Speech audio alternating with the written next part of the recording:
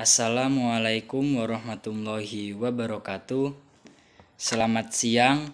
Di sini saya Agil Anjasa Putra akan mempresentasikan mengenai lembar kerja peserta didik keempat. Materi kimia. A. Orientasi masalah. Bacalah dengan cermat wacana berikut ini. Es krim adalah es bagi masyarakat kelas bawah. Selain rasanya yang enak, harganya juga cukup murah dan terjangkau.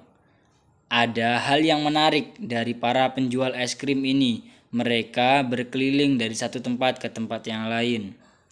Pada hampir setiap hari, mereka menjajankan dagangan mereka. Mereka hanya menambahkan garam pada es batu yang mereka bawa untuk menjaga es putar mereka atau es krim mereka agar tidak cepat mencair.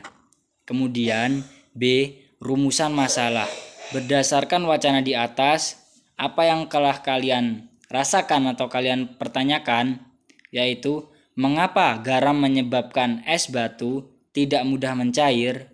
Hipotesis jawaban: garam berfungsi menjaga suhu es agar tetap rendah dan tidak mudah mencair.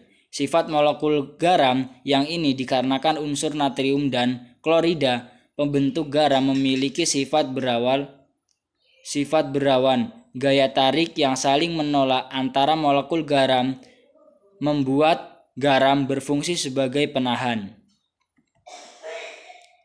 Kemudian D. Mengumpulkan sebuah data.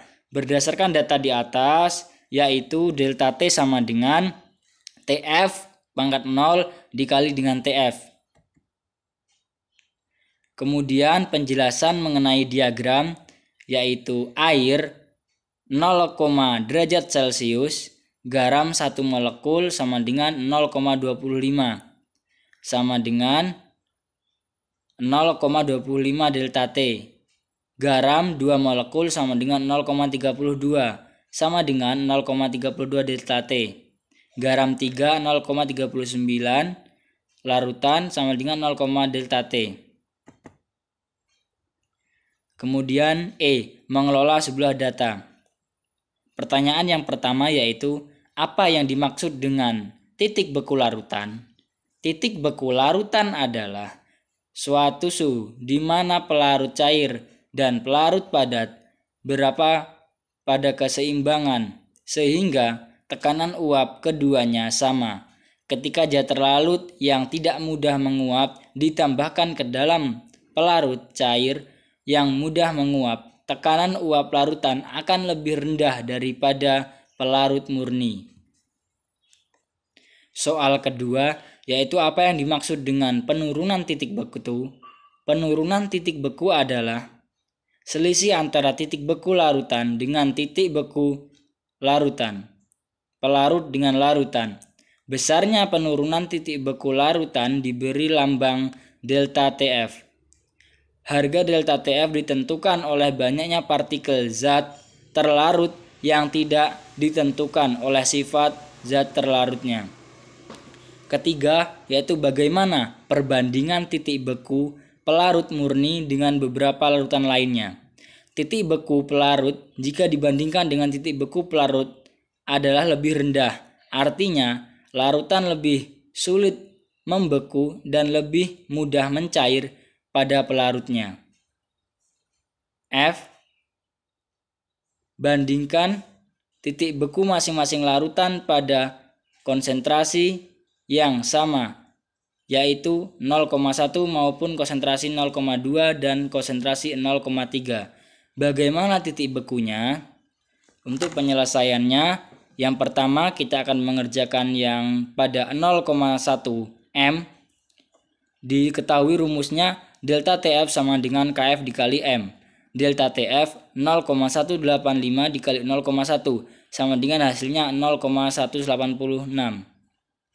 Kemudian yang kedua, kita menentukan yang 0,2 dengan rumus delta TF sama dengan KF dikali M sama dengan 1,86 dikali 0,2. yaitu hasilnya 0,372.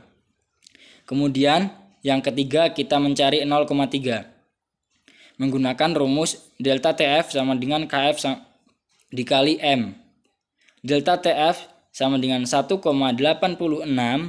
dikali 0,3 sama dengan 0,558.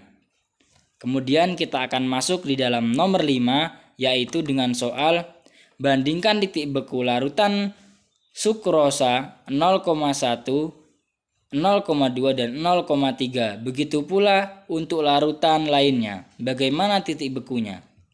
Diketahui pada bagian yang 0,1 M dengan menggunakan rumus delta TF sama dengan 1,86 dikali 0,1 sama dengan 0,186. 0,2 yaitu delta TF 0 dikali 186 dikali 0,2 menghasilkan 0,372. Kemudian yang ketiga adalah 0,3. Delta TF sama dengan 0,186 dikali 0,3, yaitu hasilnya 0,558. Soal yang keenam, bagaimanakah pengaruh banyaknya zat terlarut terhadap penurunan titik beku larutan? Penurunan titik beku larutan sebanding dengan konsentrasi zat terlarut. Bila konsentrasi zat terlarut semakin besar, maka penurunan titik beku semakin besar. Dan sebaliknya, bila konsentrasi zat terlarut semakin kecil, maka penurunan titik beku semakin kecil. Selanjutnya untuk nomor 7. Tentukan titik beku larutan glukosa 9 gram glukosa dalam 300 gram air.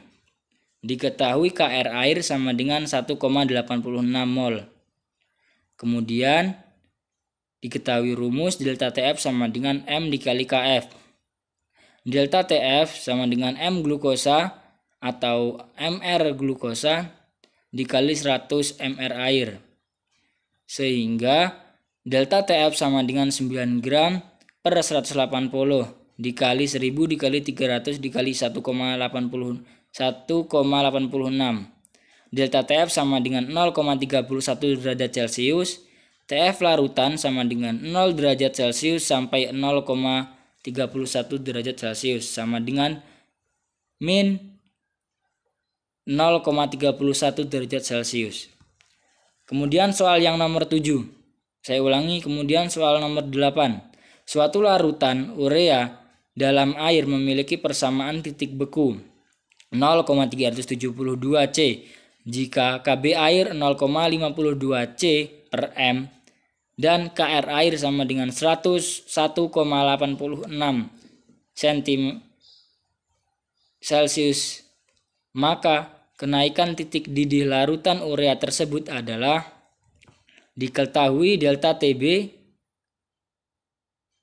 per delta TF sama dengan KB dikali M dibagi KF per M, sehingga menghasilkan delta TB 0,104 derajat Celcius. Maka kenaikan titik didih larutan urea tersebut adalah 0,104 derajat Celcius. Nomor 9. Hitung titik didih dan titik beku larutan glikol 20% berdasarkan massa.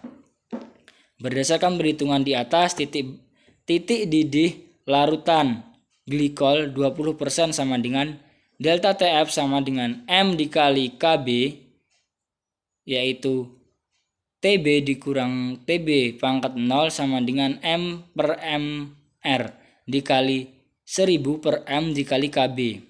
TB sama dengan TB dikali 100 sama dengan 20 per 62 dikali 1000 per 80 dikali 0,52, sehingga hasil akhir TB yaitu 102,1 derajat Celcius. Kemudian titik beku larutan glikol 20%. dengan menggunakan rumus delta TF sama dengan M dikali KV. TF pangkat 0 dikurang TF menjadi M dikali MRGR dikali 1000 dikali M dikali KF. 0 dikali TF sama dengan 20 per 62 dikali 100, 1000 dikali 1000 per 100 dikali 1,86 sehingga menghasilkan 75 derajat Celcius. Sekian presentasi yang bisa saya sampaikan. Bila ada kesalahan kata, saya mohon maaf. Saya akhiri. Wassalamualaikum warahmatullahi wabarakatuh.